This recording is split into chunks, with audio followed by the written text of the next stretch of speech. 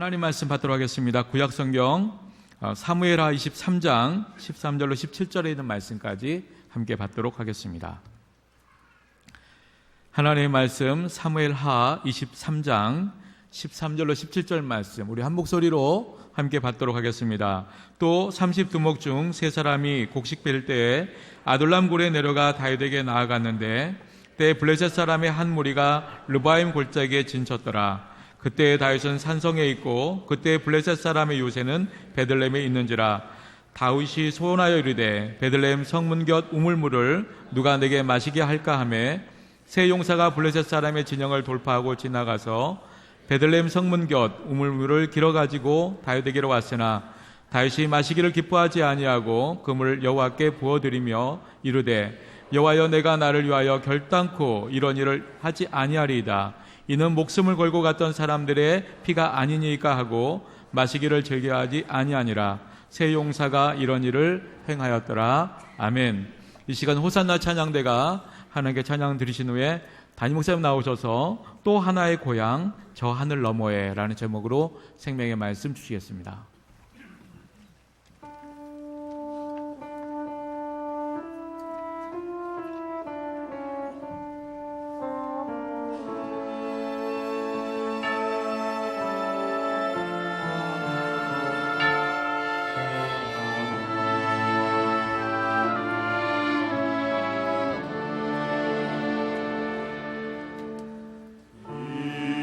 세상 나그네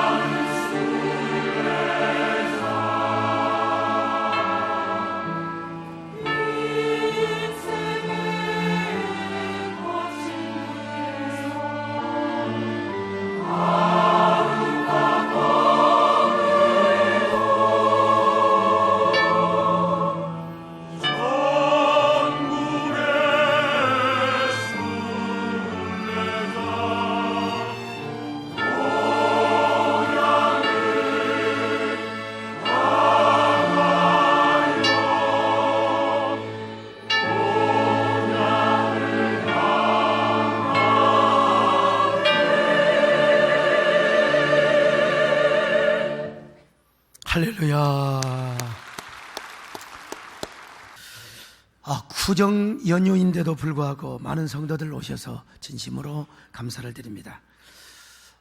오늘 1부, 2부가 너무 많아서 오늘 참 대박 났구나 했더니 역시 3부는 아무래도 빈자리가 좀 있습니다. 아침 일찍 예배드리고 이렇게 고향 가는 얌체 성들도 있지만 오늘 여러분들은 정한 시간에 또 여러분의 예배 자리를 끝까지 지키는 사랑하는 성도들, 고향보다 주일을 더 존중히 여기는 분들에게 하나님의 큰 은혜가 있기를 바랍니다.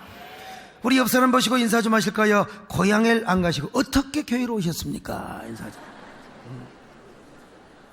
이렇게 한 번 더 인사하시죠. 한 번 더 하세요. 다 하나님의 은혜로 왔죠. 하여간 오늘 이 자리에 오신 여러분들에게 하나님의 특별한 은혜가 있기를 바랍니다. 저희 교회 이철희 장로님께서 이런 이야기를 하신 적이 있습니다. 사성장군이 전역을 하면 4층에서 떨어지는 충격이 있게 되고, 3성이면 3층, 2성이면 2층이죠. 그리고 원스타는 1층에서 떨어지는 거니까 그렇게 큰 충격이 없다는 것이죠. 그래서 옛날에 장상들이 전역을 난 이후에는 많은 경우 우울증을 걸렸대요. 그리고 실제로 장상들이 퇴역을 한 다음에 5, 6년 내에 대부분 많이 돌아가셨다고 합니다. 그만큼 아주 정신적 충격이 많은 거죠. 내가 우리 장로님한테도 물어봤어요. 장로님도 그런 마음이 없었느냐? 왜 없었겠습니까? 사령관으로 계실 때는요, 부러울 게 하나도 없어요. 바쁠 때는 언제든지 헬기 타고 다닐 수 있고요. 교통정리 다 해주지요. 실제로 제가 이군 사령부를 방문할 때면 동대구에서부터 헌병차가 에스코트를 딱 해주면 저 그런 거 되게 좋아하거든요. 아무튼. 그리고 우리 교회가 초청한 참전용사들이 방문할 때 여러분 얼마나 도열을 잘해주고 사열을 잘해줬는지 모릅니다. 여러분요. 그런데 이분이 전역을 하시게 되었어요. 여러분 보세요. 자, 얼마나 진짜 저도 저 차 타고 그냥 기가 막혔죠. 내가 사성장군인 듯한 착각을 하게 되었습니다. 그런데 이분이 전역을 하시니까 여러분 기사가 있나요?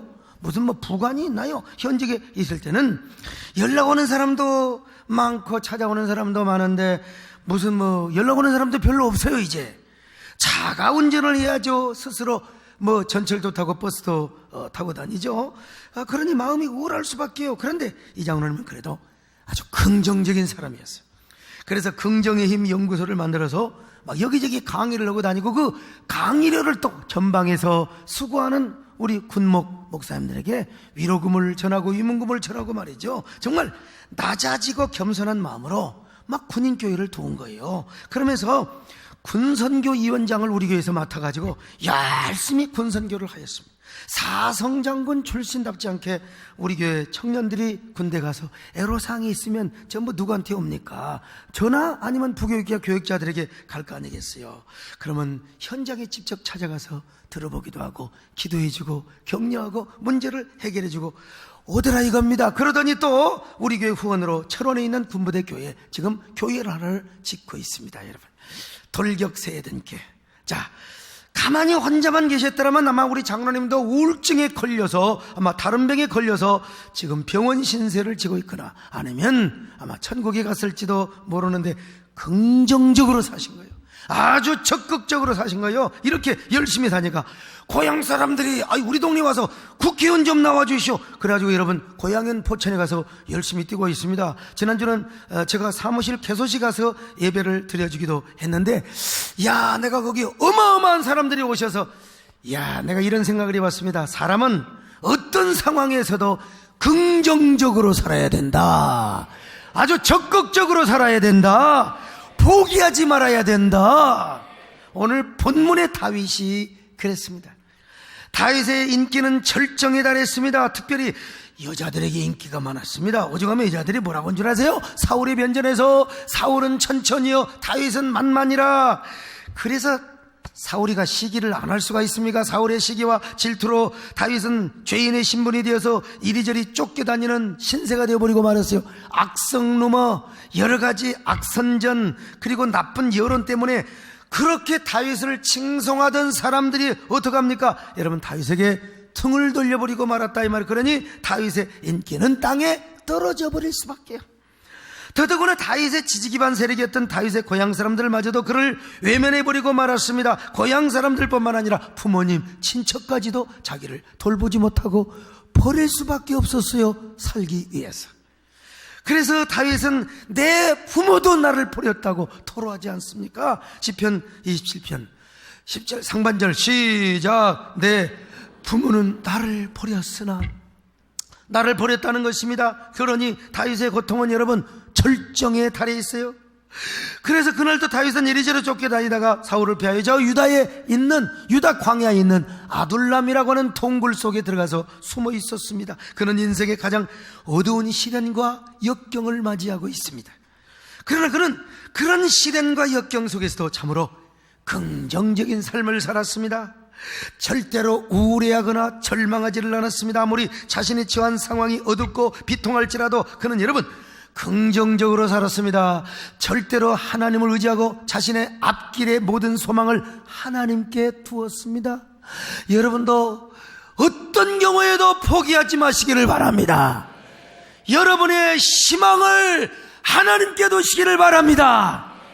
심지어는 내 부모까지도 나를 버린다 할지라도 하나님은 나를 반드시 지켜주시고 영접하시고 내 앞길을 선한 길로 인도할 것이라고 믿었어요.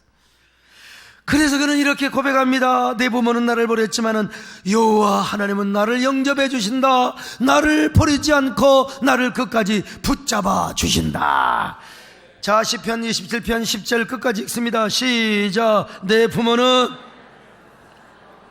여호와는 나를 영접하시리다. 그렇습니다. 사람이요 어렵게 되면 친하던 사람도 찾아오지도 않습니다. 연락조차도 안 하지 않아요?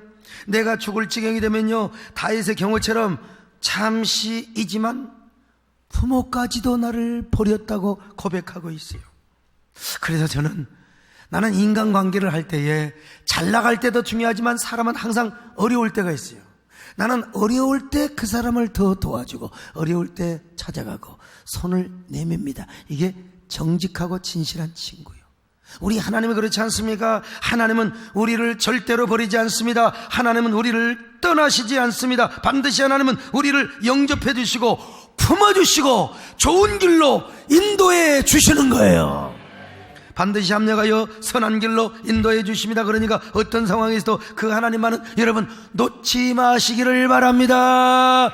좋으신 하나님을 포기하지 마시기를 바랍니다. 그 하나님의 손길을 붙잡으시기를 바랍니다.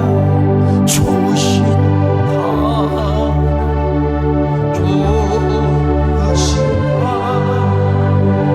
참 좋으신 나의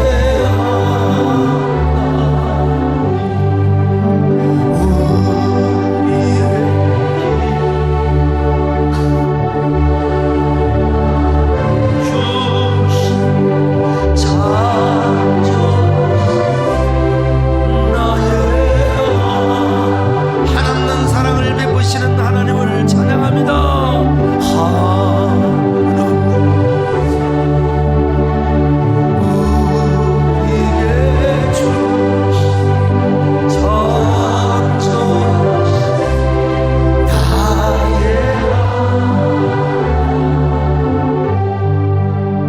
다윗이가 그랬습니다. 그래서 그날도 다윗은 아둘람 동굴에서 하나님을 붙잡고 기도를 하고 있었을 것입니다. 이럴 때일수록 하나님, 내가 하나님을 사랑하겠습니다. 이럴 때일수록 하나님을 더 좋아할 겁니다. 하나님에게 더 가까이 나갈 것입니다. 지금까지 언제나 선하신 길로 인도하시고 하나님께서 언제나 반드시 어려움도 역경도 좋은 길로 인도하신 것처럼 이번에도 합력하여 선을 이루실 줄로 믿습니다. 보나마나 그렇게 기도할 것 아니겠습니까? 그렇게 기도가 찬양을 하다가 잠시 동굴 바깥으로 나와봤어요. 그랬더니 전 맑은 날씨에 아련하게 펼쳐지는 자신의 고향의 들녘이 베들레헴 성문이 딱 보이게 되는 거예요. 아둘람 동굴은 다윗의 고향인 베들레헴의 먼 맞은편 산에 있거든요. 그러니까 아둘람 동굴 바깥으로 나오면은 저 멀리 자신의 고향이 보일 수밖에 없어요. 근데 불행하게도 자기 고향을 누가 지금 점령하고 있느냐? 사울과 전쟁을 하는데 블레셋 아색개들이 와서 블레셋 놈들이 와서 그곳에다 진을 치고 있다 이 말이죠. 자, 사무엘하 13장 14절 23장 14절 시작. 그때에 다윗은 산성에 있고 블레셋 사람의 요새는 베들레헴에 있는지라.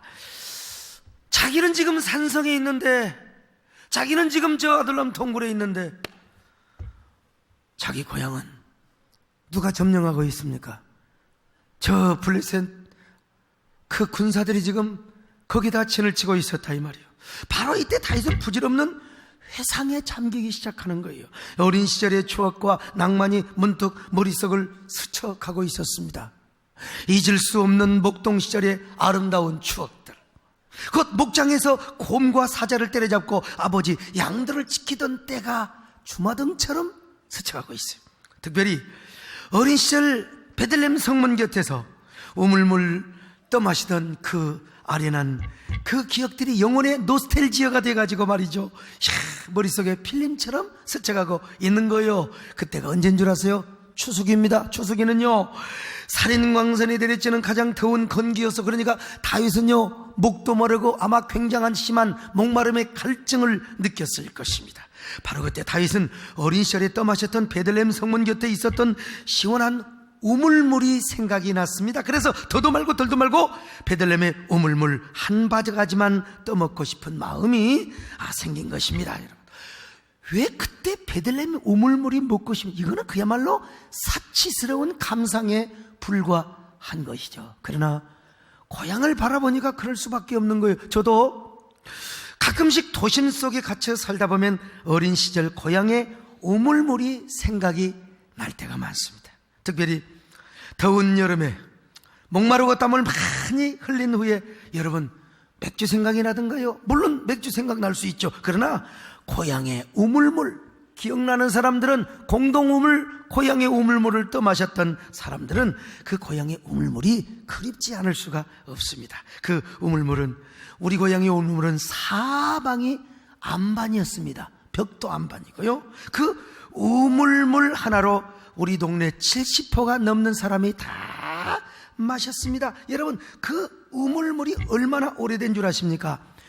백제시대 때부터 있었던 우리 동네가, 그러니까 유서 깊은 동네입니다. 여러분, 그 백제시대에 우물물을 파니까, 이 씨들이 와서 우물물을 파니까, 아니 2마리의 자라가 거기서 나왔다는 거예요. 그래서 우리 동네 이름을 자라울이라고 합니다. 자라울, 그리고 그 샘을 자라울 샘이라고 하는데요. 여러분, 그 우물물이 얼마나 맑던지, 아무도 없을 때 제 얼굴을 탁 비추고 있으면 거울만큼 제 얼굴을 환하게 비춰줬던 샘입니다. 뿐만 아니라 동네 어른들이 그 금붕어를 몇 마리 거기다 넣어놨어요.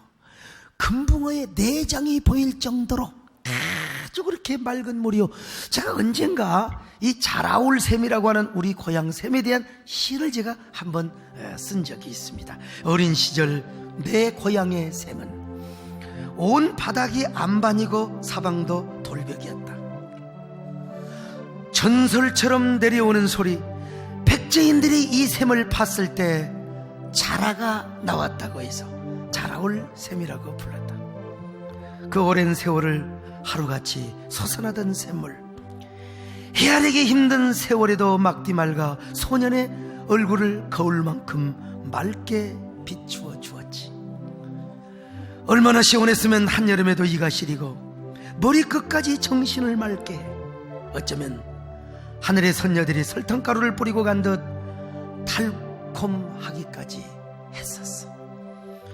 자라올 샘물은 여전히 내 마음에 솟아나 도심에서 사는 나를 아직도 철부지가 되게 한다.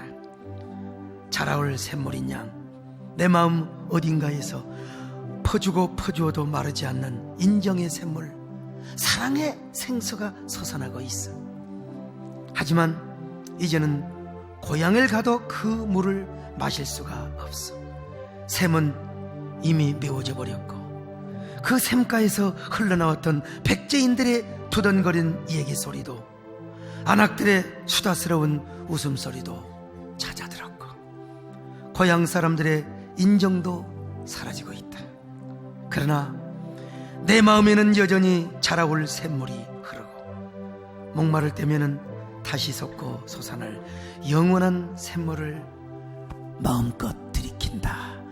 예수 그리스도의 생수를 내가 들이킨다는 거예요. 알랑가 모르겠어. 아무튼요, 저는 어릴 적부터요, 그런 유서 깊은 안반의 물을 마셔서 제 마음이 이렇게 깨끗하고 마음이 이렇게 참 청결하게 자라왔습니다. 그래서 저는 지금도 유별나게 청정계곡의 그 청정심산의 계곡을 제가 유달리 좋아합니다. 차를 타고 가다가도 청정계곡물을 보면은 차를 딱 멈춰요. 그리고 내려가서 반드시 세수를 하고 그 계곡물을 개처럼 핥아서 먹습니다. 그거 우리 정권사님 보면 그 물 타러와, 뱀이 알까놓고 갔다네, 살충제가 있다네, 무슨 균이 있다네. 텔레비 보니까 난 그런 거 상관할 거 없어요. 옛날에 다 그 물 먹고 살았습니다. 특별히 진짜 오염되지 않는 깊은 계곡의 안반에서 솟아나는 시원한 샘물을 마시고 나면 나는 어느새 천상의 시인이 되고, 그리고 신선이 되는 듯한 느낌을 받습니다. 그래서 옛날에 한 번은 설악산에 가면 그 옥녀탕이 있습니다. 한길에 올라가기 전에 왼쪽에 있거든요. 죽여줍니다, 여러분. 옥녀탕의 물이 얼마나 맑은지 아세요? 그때가 아마 20여 년 전인 것 같은데 그 옥녀탕을 보노라니 그 맑은 물이 막 저를 부르는 거예요. 그 속에서 옥녀가 목사님 들어와도 된다고, 아무도 보는 사람이 없다고. 그래서 그냥 들어가 버렸어요. tum방 들어가 버렸어요. 여러분, 그때의 시원함과 상큼함을 뭐라고. 나 그때만 해도 30대니까 그냥. 그리고 나서 제가 마음이 좀 꺼름직해서 맞은편에 있는 관리사무소를 찾아가서 제가 자진 신고를 했습니다. 그랬더니요, 저를 똘레똘레 보더니 세상에 자기가 직원으로 있으면서 자진 신고를 한 사람은 처음입니다, 선생님. 처음입니다. 내가 본 적이 없으니까 내가 하여간 잘 건강 조심하고 가시라고 내가 그런 얘기를 들었습니다. 그 이후로는 제가 한 번도 들어가 본 적은 없었습니다만은, 이러한 저는요, 맑은 물을 좋아하는 저는 한 번은 제가 저 평양에, 어디죠, 금강산에 상팔담을 가가지고 너무 아름답잖아요.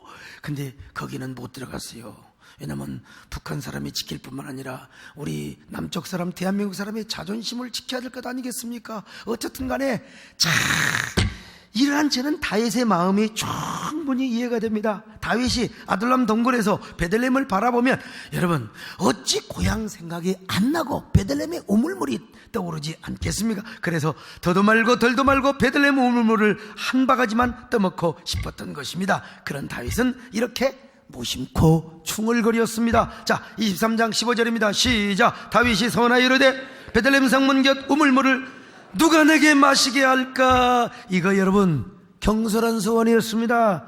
사치스러운 감상에 젖어 있었던 그런 상태라고 할 수 있겠죠. 아무리 먹고 싶다 하더라도 부하들 본데서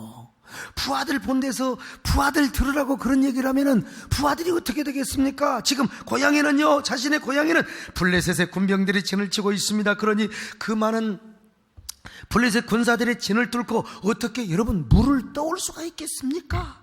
그러나 다윗은 베들레헴의 우물물을 꼭 마시고 싶었습니다. 왜 그랬을까요? 사람에게는 어린 시절의 기억과 추억이 정말로 중요하기 때문에 그렇습니다.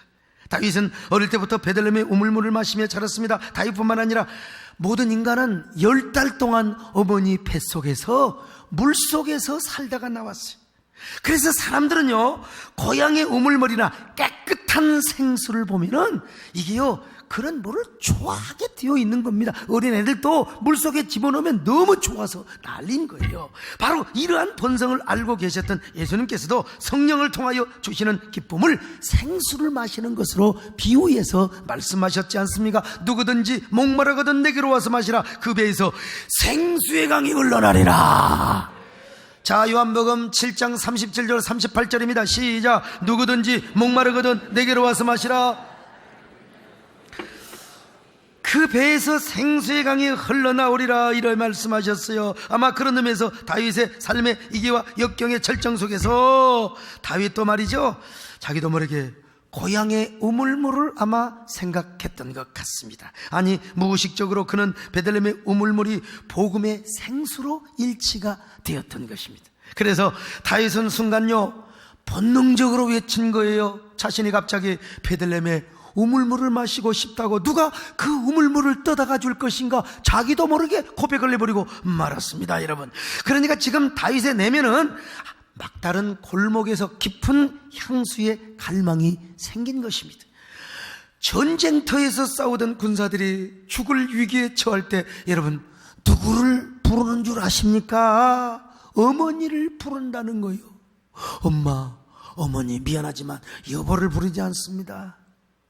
자식들의 이름도 부르지 않는데요, 어머니를 부른다는 거예요. 오늘 우리 이주택 장로님이 김신조 씨에게 강의를 들었는데 전부 여러분 청와대 습격했지 않습니까? 옛날에 왕년에. 근데 전부 다 총 맞아 다 사살되어 죽어요. 근데 죽을 때 수령님 만세, 무슨 장군님 만세 안 하고요, 전부 죽을 때 어머니를 부르더래요. 어머니를 부르는 게 아니고 오마니 하고 부르더래요.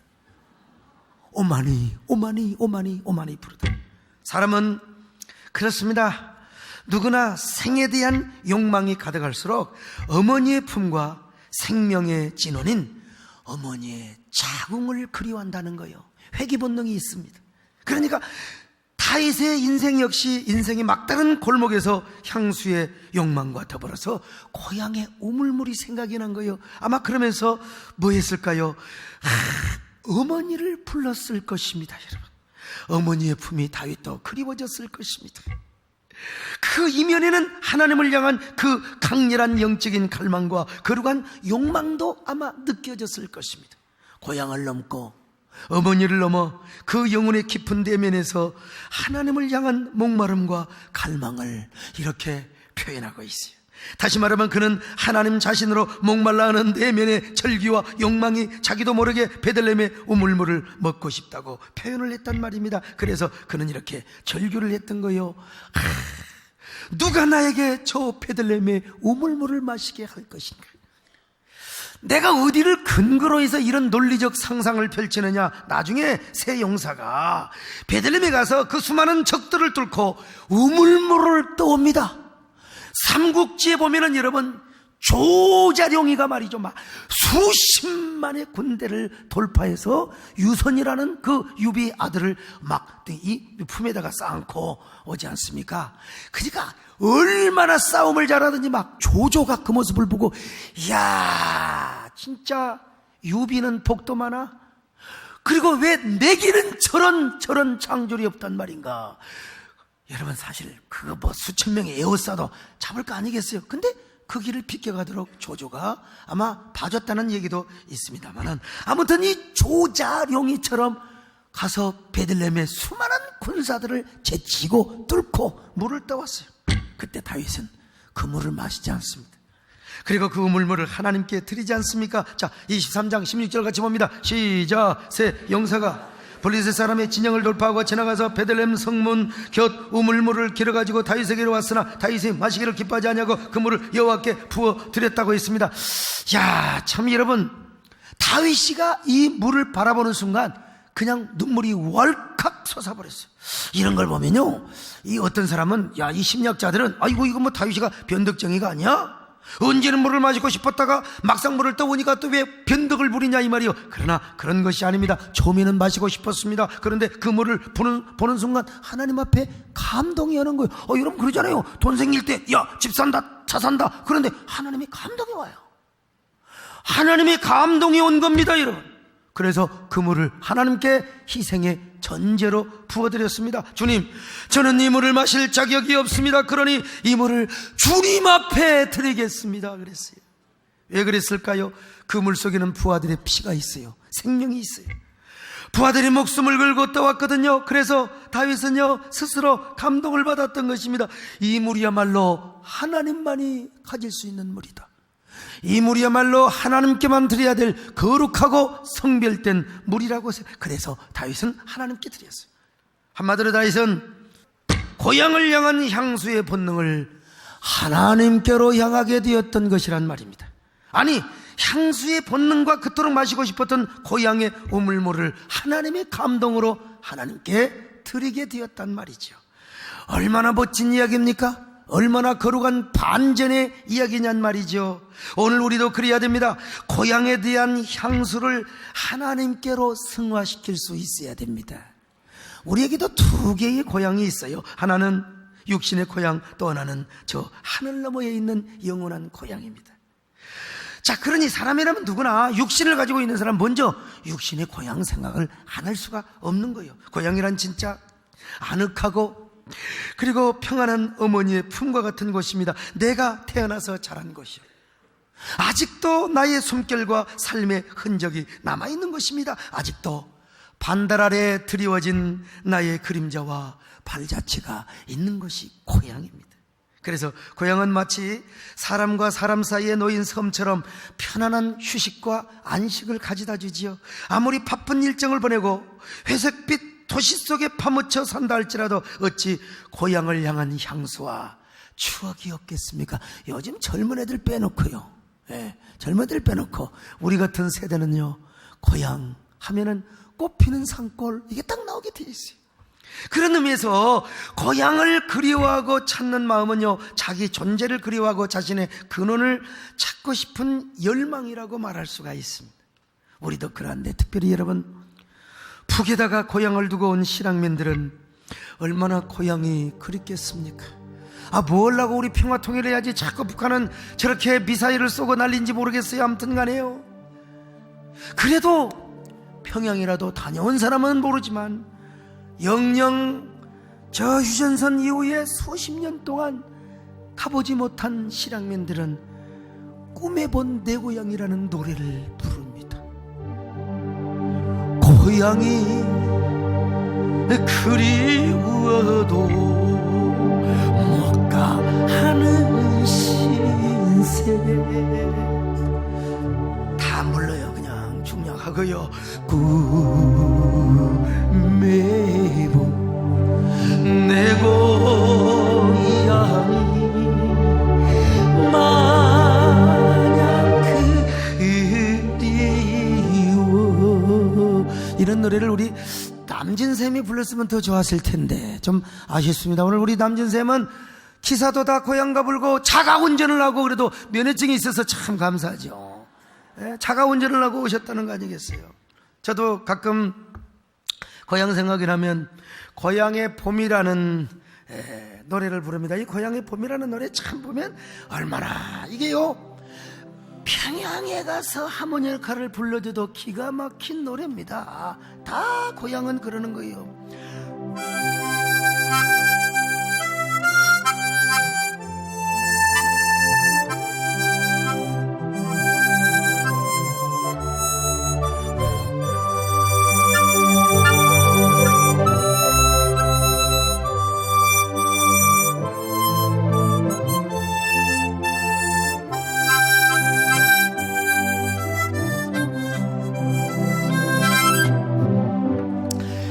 이런 소프라노의 하모니카도 있지만 또 중후한 소리가 나오는 하모니카도 있습니다.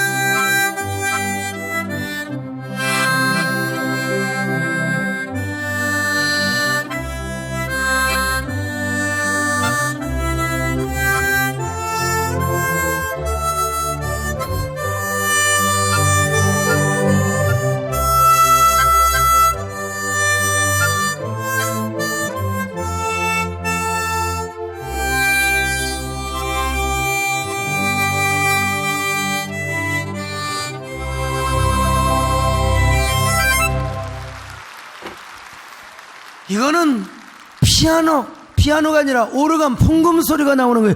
불기가 배나 힘듭니다, 여러분요. 호흡량이 색스폰과 비슷합니다. 그러나 프로의 손에, 프로의 입에 들리면은 어떤 것도 여러분요, 저 새끼 되게 잘난 체한다 그 말이에요. 그런데 여러분, 이렇게 고향에 대한 향수와 그리움을 가지고 막상 고향을 찾아가는데 이게 허무하게 짝이 없을 때가 많습니다. 왜냐하면 산은 산이로되 애시절에 그때의 산천이 아닙니다. 길과 또랑도 앱모습이 아니요. 더구나 고향에 가면 부모님도 돌아가셨네.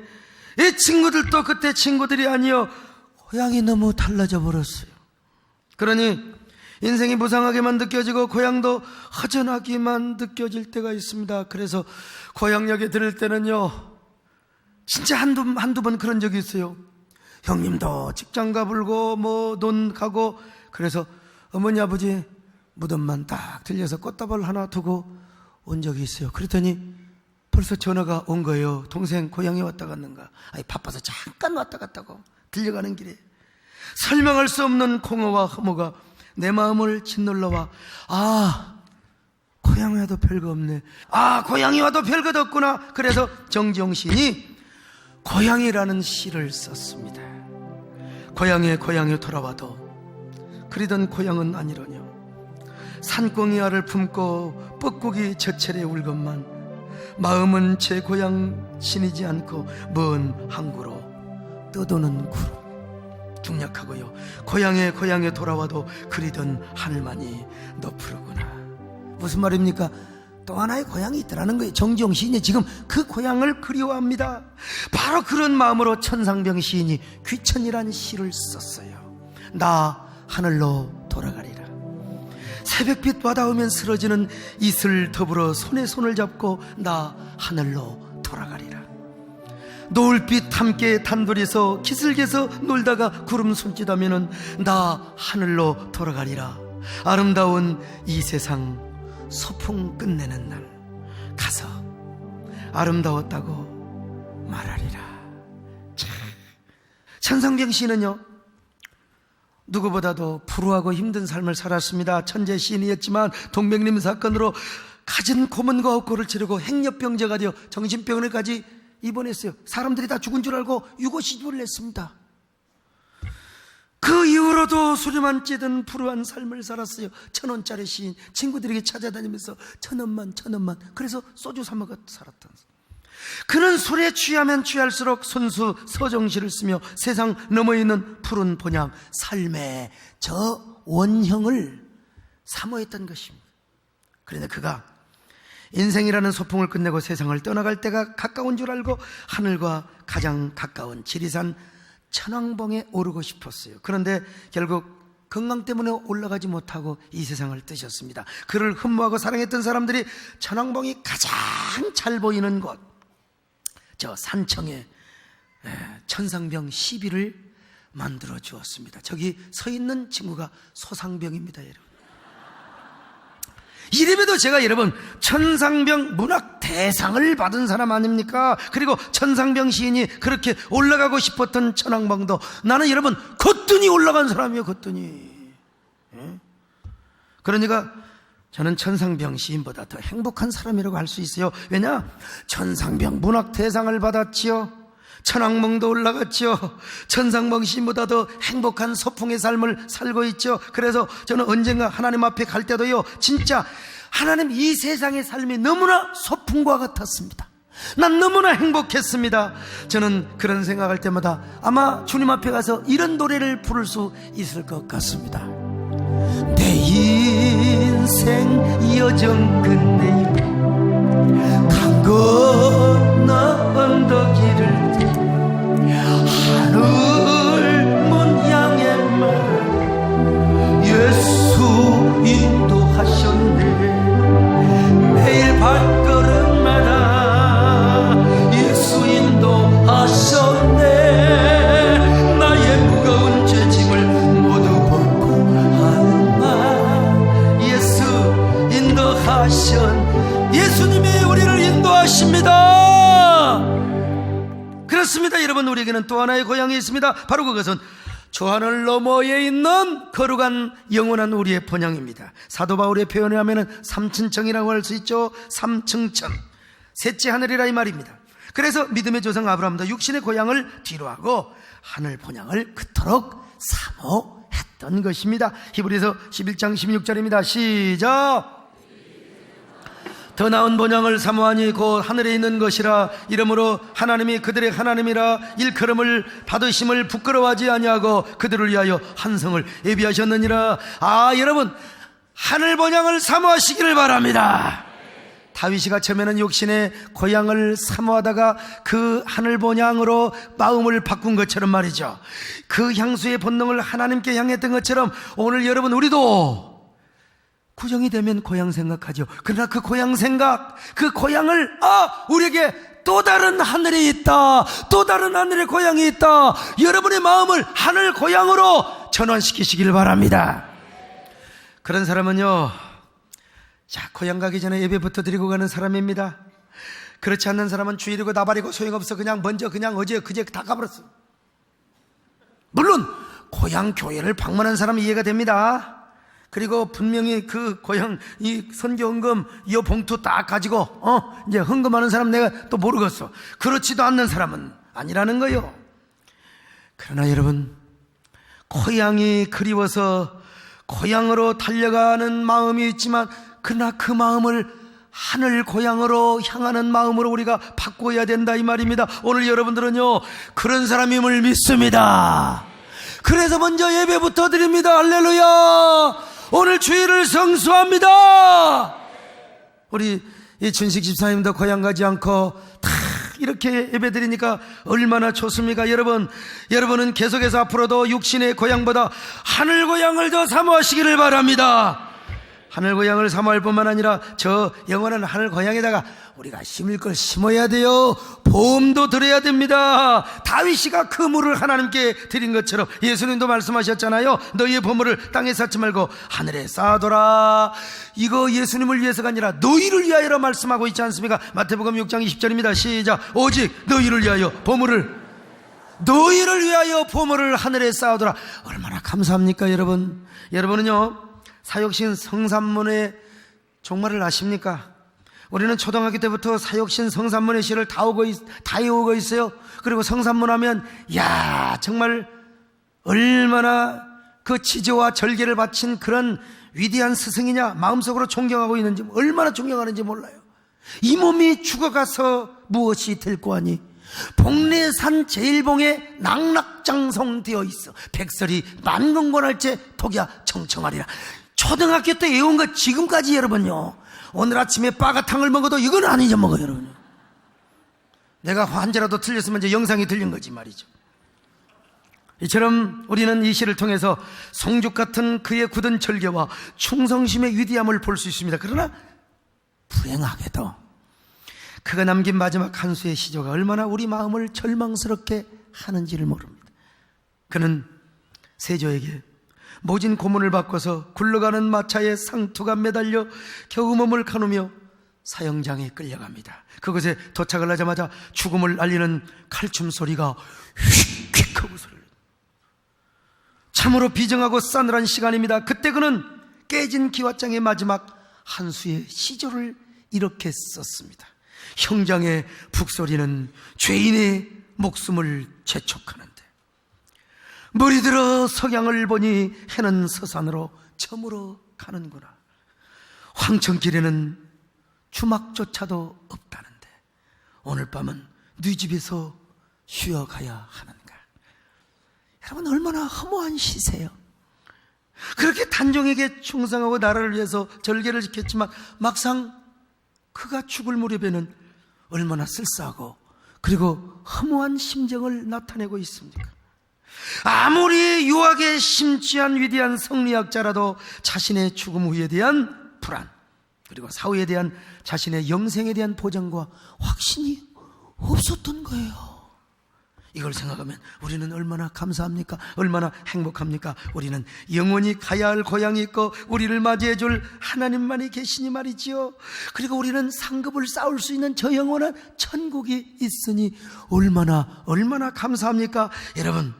여러분의 머릿속에 하늘 고향의 생각이라고 하나님 나라에 대한 보화를 쌓아야 할 영적 감동이 올 때마다 부지런히 하늘 고향을 생각하시기를 바랍니다. 그 하늘 본향에다가 저축도 하시기를 바랍니다. 보험을 두시기를 바랍니다. 그것이 무엇입니까? 하나님의 도성을 확장해 나가는 거예요. 이 시대에 반기독교적인 정서와 세력을 물리치고 하나님의 교회의 영광성과 거룩성을 세워나가는 거예요. 하나님은 우리를 통하여 하나님의 나라를 세워나가십니다. 그런 저와 여러분 되시기를 주의 이름으로 축원합니다.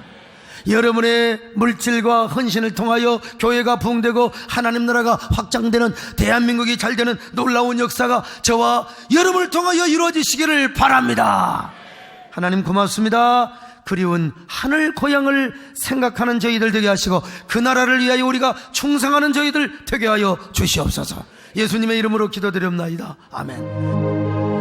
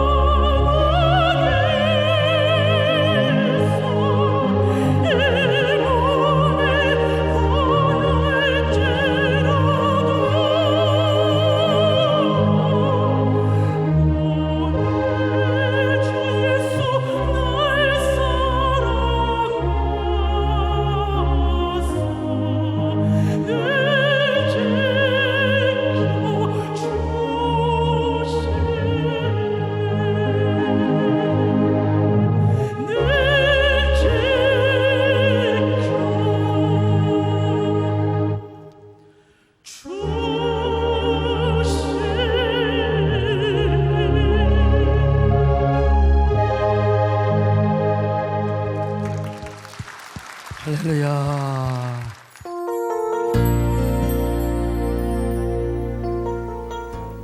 안녕하세요.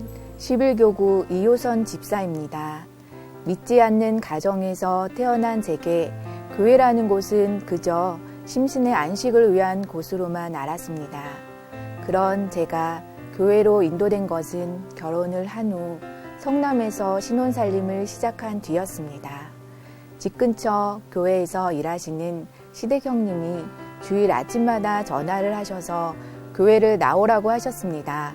맞벌이를 하며 주일밖에 쉬지 않았던 저희 부부는 시댁 형님의 성화에 어찌나 스트레스를 받았는지 모릅니다. 그 뒤 남편이 사업을 시작하면서 죽전으로 오게 되었습니다. 한편으로 이제 교회로부터 좀 해방이 되겠구나 하는 안도감을 가졌었습니다. 하나님께서는 그런 저희 부부를 잠잠히 지켜보시며 기다리고 계셨습니다. 1, 2년 정도는 교회에서 멀어져 자유롭게 살았습니다. 그런데 둘째를 임신하자 첫 아이 때 첫 예배를 드렸던 생각이 났습니다. 단지 태교에 좋겠다는 생각에 놀이터에서 만난 애기 엄마를 따라 세이된 교회에 등록하게 되었습니다. 그렇게 하나님의 은혜로 다시 교회에 나오게 되었지만 처음에는 겉돌기만 했습니다. 십자가의 복음을 이해하지 못했고 헌신의 삶도 이해하지 못했습니다.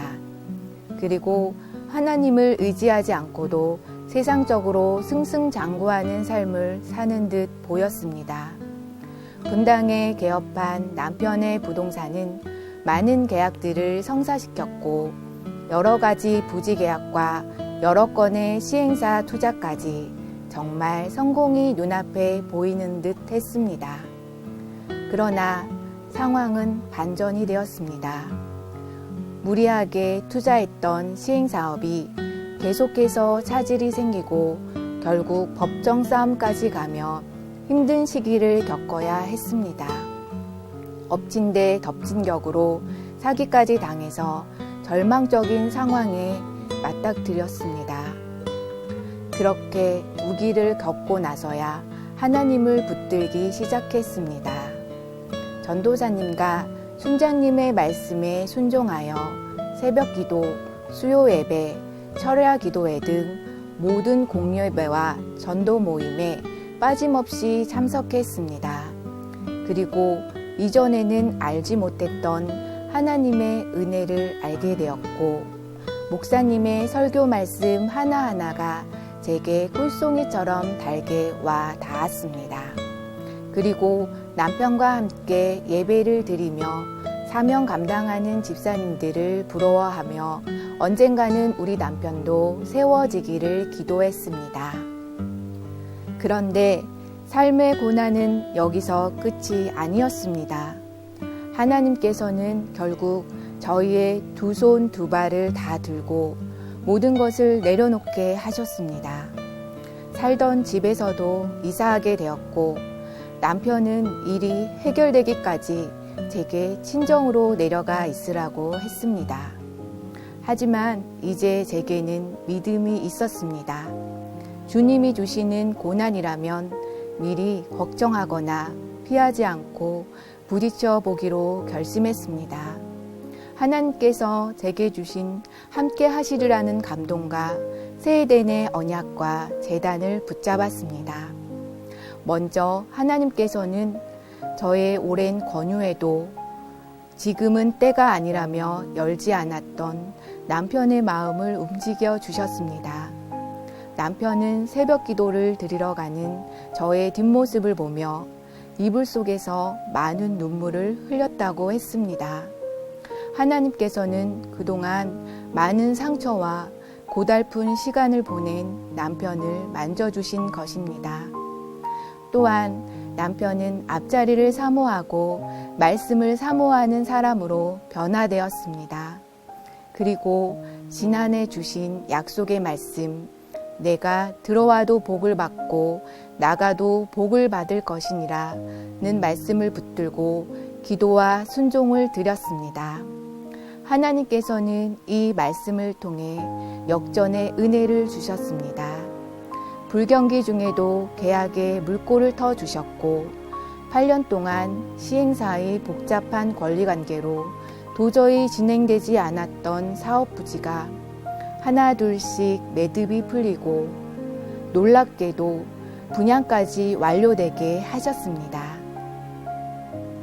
이렇게 역전의 은혜로 함께하신 하나님께서 올해는 제게 내가 어디로 가든지 내 하나님 여호와가 함께하신다는 여호수아 1장 9절 말씀을 주셨습니다.